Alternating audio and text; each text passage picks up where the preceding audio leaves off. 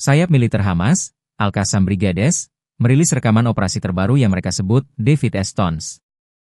Dalam cuplikan tersebut, terlihat pasukan Al-Qassam menargetkan kendaraan militer dan tentara Israel di berbagai titik pertempuran, terutama di Khan Younis serta koridor Salah al-Din di jalur Gaza bagian selatan. Operasi ini disebut sebagai respons langsung terhadap ofensif darat Israel yang berlangsung sejak Mei 2025. Rekaman yang dipublikasikan menampilkan taktik penyergapan dengan berbagai metode, mulai dari penembakan jarak dekat, serangan mortir, hingga penggunaan ranjau untuk menghadang pergerakan pasukan dan kendaraan berat Israel. Beberapa adegan memperlihatkan pasukan Hamas memantau pergerakan musuh secara diam-diam, sebelum melancarkan serangan mendadak yang menimbulkan kerugian di pihak lawan. Media Israel sendiri menyoroti serius beredarnya video ini. Harian Yediot Ahronot menilai cuplikan tersebut menunjukkan kelemahan perlindungan pasukan di lapangan, khususnya kendaraan teknik dan buldoser yang tampak beroperasi tanpa pengawalan memadai.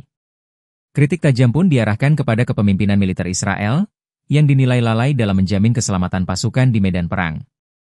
Sementara itu, juru bicara Al-Qassam, Abu Obeidah, menyebut operasi ini sebagai simbol perlawanan.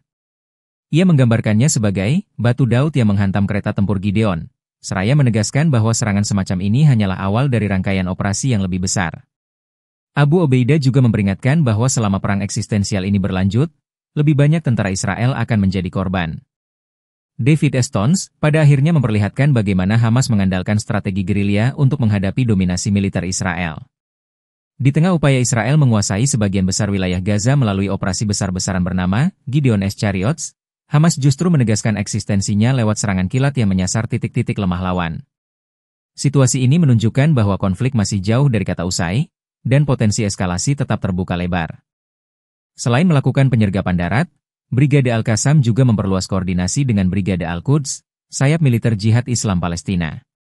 Kedua kelompok perlawanan ini dikabarkan meluncurkan rentetan roket dan mortir ke arah markas serta titik konsentrasi pasukan Israel di jalur Gaza.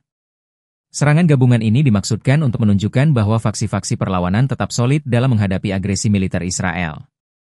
Media lokal di Gaza melaporkan, serangan roket tersebut diarahkan ke sejumlah pos militer di dekat perbatasan timur, termasuk area yang sering digunakan sebagai pusat logistik dan pengendalian operasi militer Israel. Ledakan mortir juga dilaporkan menghantam sekitar barak tentara, sehingga memaksa pasukan Israel mengevakuasi sebagian posisi mereka. Meski belum ada konfirmasi resmi dari pihak Israel mengenai jumlah kerugian, serangan ini dianggap signifikan karena terjadi secara serentak dari beberapa titik peluncuran. Kerjasama antara Brigade Al-Qassam dan Brigade Al-Quds ini menandakan adanya peningkatan koordinasi antar kelompok perlawanan Palestina.